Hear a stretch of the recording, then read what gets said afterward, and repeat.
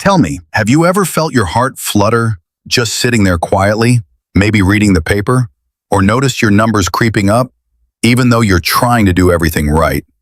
I've been a doctor for 38 years, and I can tell you it's not just your age. There's actually one daily habit, so ordinary, so innocent, that's secretly driving up your blood pressure every single day. And I'll be honest with you, 99% of seniors I see have no clue they're doing this. Even my patient Margaret, who thought she was the picture of health, was shocked when I told her. If your doctor hasn't warned you about this, well, they should have. So stay with me for just a few minutes because I'm going to walk you through 6 common daily habits, especially that 6th one, that could be quietly pushing your blood pressure into the danger zone. And more importantly, I'll show you simple, gentle ways to fix it, starting today, so you can protect your heart, your mind, and your precious independence. Habit 1, too much sitting. You know, my patient Harold Reynolds, 74, retired school principal, once told me, "Doc, I earned this chair. I spent 40 years on my feet." And he's right. You did earn it. But here's the rub. The longer you sit, the harder your heart has to work, and the stiffer those tiny blood vessels become. In fact, sitting more than 6 hours a day can spike your blood pressure by up to 20 points, even if you exercise later. When I showed Harold his numbers, he looked like someone had knocked the wind out of him. "Doc, I thought my walks in the evening made up for it," he said. Truth is, it doesn't quite work that way. But the good news? You don't need a fancy treadmill or a gym membership. Just standing up every 30 minutes, rolling your shoulders, marching in place for 60 seconds, can help keep those vessels supple and your pressure steady. Think of it as little love taps to your arteries, gentle reminders to stay young and flexible. Habit 2, hidden salt in healthy foods. You know, I'll never forget Mrs. Delgado, 68, bubbly, loves her grandkids more than anything. She came to me saying, "Doc, I've been so careful. I gave up chips, bacon, even switched to low-sodium turkey."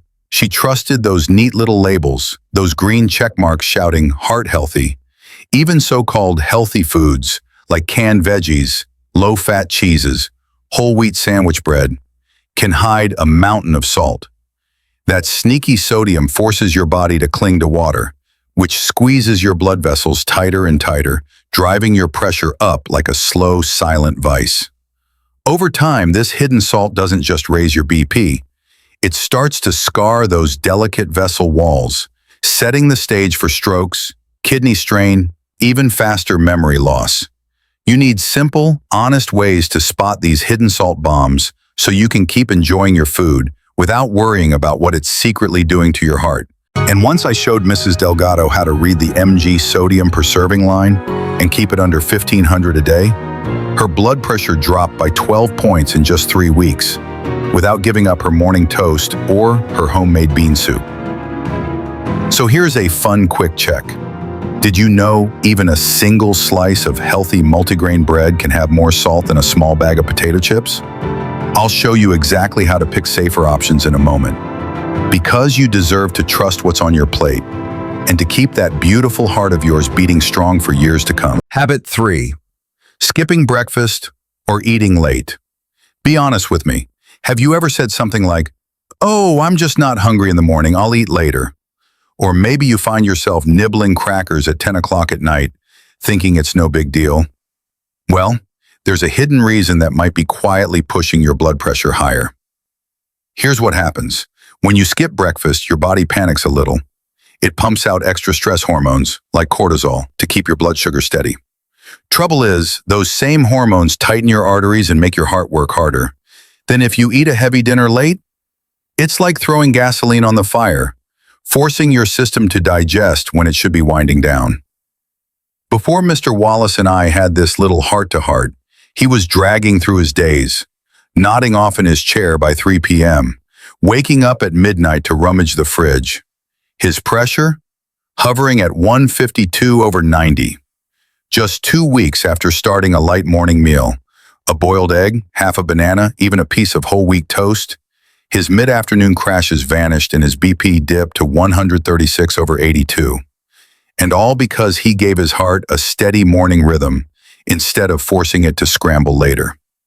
Plus, here's something most folks never hear. When you skip breakfast and eat late, it can actually disrupt your nighttime blood pressure dip, robbing your heart of its precious rest period. We'll come back to that when we talk about sleep, because it's more critical than you think. So, tomorrow morning, try just a little something. It doesn't have to be a feast. It just needs to be a friendly nudge to tell your heart, hey, you're safe. You can take it easy today.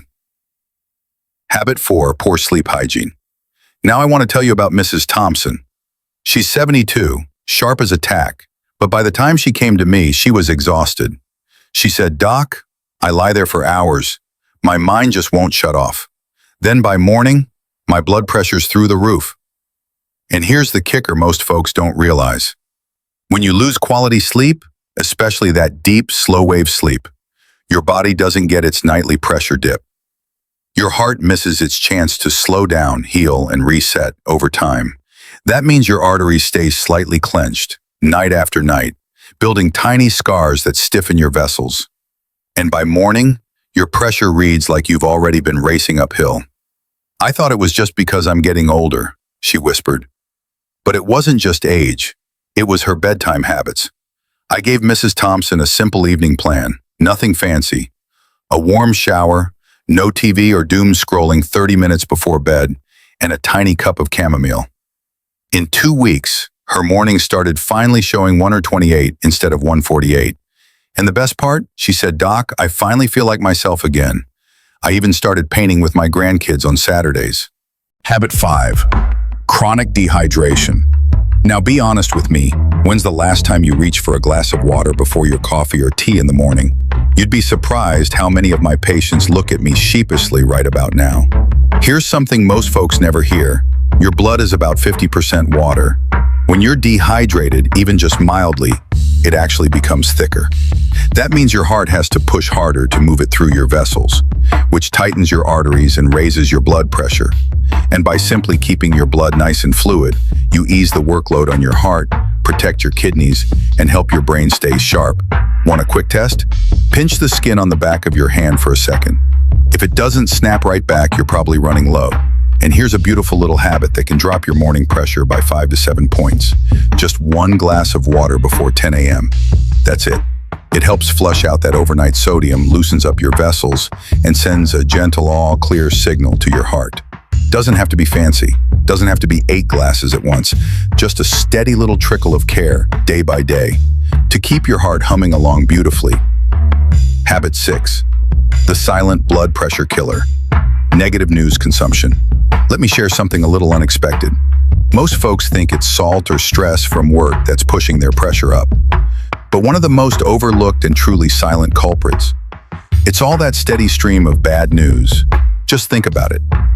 You sit down with your coffee, flip on the TV, or scroll your phone, and before you've even finished your toast, your brain is hit with fires, shootings, scandals, tragedies from across the globe. Your heart doesn't know the difference between a real, immediate threat and a tragedy half a world away. So it tightens, pumps faster. Your arteries squeeze, flooding your bloodstream with adrenaline.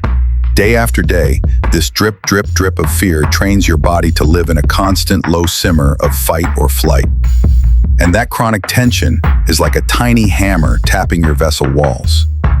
Over years, it thickens them, stiffens them, and spikes your risk for hypertension.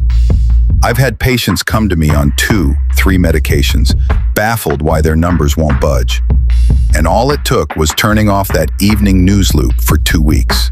We watched their morning readings slide from 150s into the high 130s. It's not about sticking your head in the sand. It's about protecting your peace. Choose a small, trusted news digest once a day. Then switch to something uplifting. A favorite old song, a funny clip from your grandkids, maybe a gentle walk outside. Your heart listens to everything you feed your mind. So I want you to ask yourself tonight, is what I'm watching or reading right now helping me live longer? Or is it quietly shaving off precious days I could be spending with the people I love?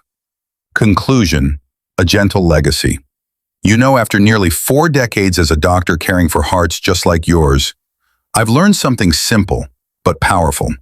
It's never just about numbers on a blood pressure cuff. It's about mornings on your porch with your coffee, afternoons cheering at your granddaughter's recital, evenings spent wrapped in stories that only your family knows. Think back through the habits we uncovered today. Which ones surprised you the most? The news? The hidden salt? Or maybe how skipping a simple glass of water can ripple through your entire day? Here's what excites me for you. You don't need to flip your whole life upside down. It's often the tiny hinges that swing the biggest doors. One small shift, a light breakfast, a peaceful evening ritual, a pause before you switch on that headline, could help give your heart thousands more calm, healthy beats. Because in the end, this isn't about fear.